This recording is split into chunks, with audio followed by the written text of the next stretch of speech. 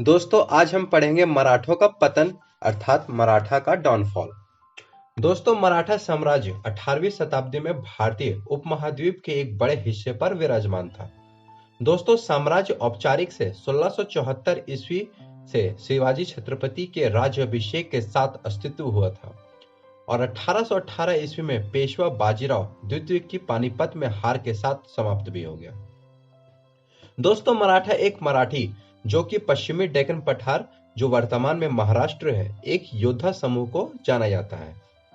उन्हें हिंदवी स्वराज्य के स्थापना कर्ता भी कहा जाता था। दोस्तों अब हम पढ़ेंगे मराठों का पतन कैसे हुआ एवं उनके कुछ महत्वपूर्ण कारण। पहला महत्वपूर्ण कारण था दोस्तों मराठा सदस्यों का असंगठित होना।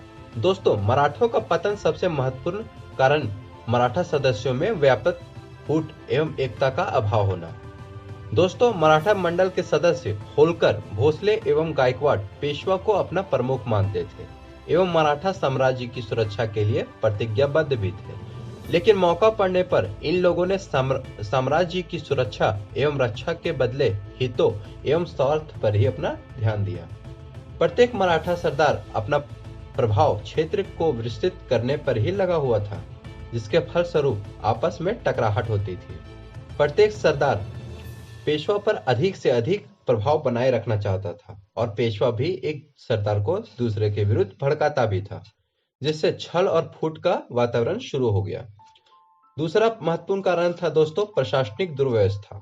दोस्तों मराठों के पतन का दूसरा प्रमुख कारण उनकी प्रशासनिक दुर्बलता थी।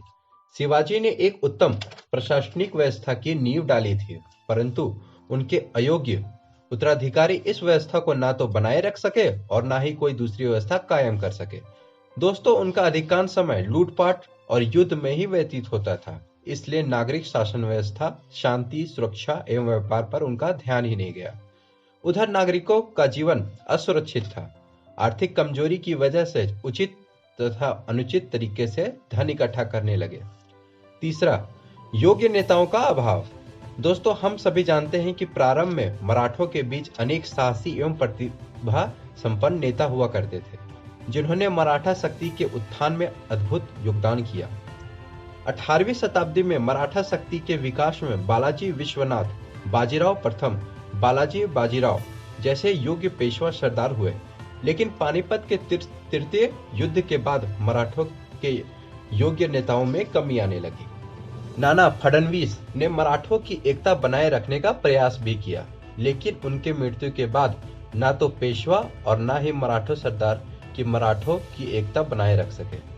वे आपसी स्वार्थों की टकराहट को खत्म करने के लिए अपने दुश्मन की मदद लेने लगे। ऐसी स्थिति में संगठित होकर वे अंग्रेजों का मुकाबला नहीं कर सके और अंग्रेजों ने उनकी फूट का भरपूर लाभ भी उठाया। चौथा, उच्च आदर्शों का परित्याग। दोस्तों शिवाजी ने चरित्रित दल, साहस, संयम और कर्मठता इत्यादि के आधार पर महाराष्ट्र के लोगों को एक राष्ट्र और मराठा जाति के रूप में संगठित किया था। उनके आदर्श अत्यंत उच्च थे और वे ईमानदारी से उनका पालन भी करते थे। दुर्भाग्यवश बाद के मराठा सरदार न आदर्शों को छोड़कर भोग विलास, षड्यंत्र और स्वार्थ में डूब गए। फलस्वरूप प्रशासनिक व्यवस्था ढीली पड़ने लगी। सैनिक दुर्बलता। दोस्तों मराठों के पतन के लिए उनकी दोषपूर्ण सैन्य व्यवस्था भी उत्तरदायी थी। उनके अस्त्र शस्त्र एवं युद्ध नीति अंग्रेजों के मुकाबले ढीली पड़ने लगी। छठा, गुप्तचर व्यवस्था का अभाव होना। दोस्तों सैनिक दुर्बलता के साथ ही मराठों के गुप्तचर व्यवस्था भी कमजोर थी। उन्हें अंग्रेजों की सैन्य कार्रवाई के बारे में पता नहीं चल पाता था। इसके विपरीत अंग्रेज मराठों की प्रत्येक सैनिक गतिविधियों पर नजर रखता था, यहाँ तक कि उनकी सेना की संख्या और अस्त्र शस्त्र के विषय में पूरी जानकारी रखता था और इसके अनुसार अंग्रेज अपना षड्यंत्र भी बनाते थे। दोस्तों इसके अतिरिक्त अन्य कारण में भी मराठों के पतन में सहयोग दिया। उनके सामने अंग्रेजों की तरह साम्राज्य कायम करने का उद्देश्य भी नहीं था। दोस्तों यह थी मराठा साम्राज्य के पतन के कुछ महत्वपूर्ण कारण। आशा करता हूं आपको अच्छा लगा होगा।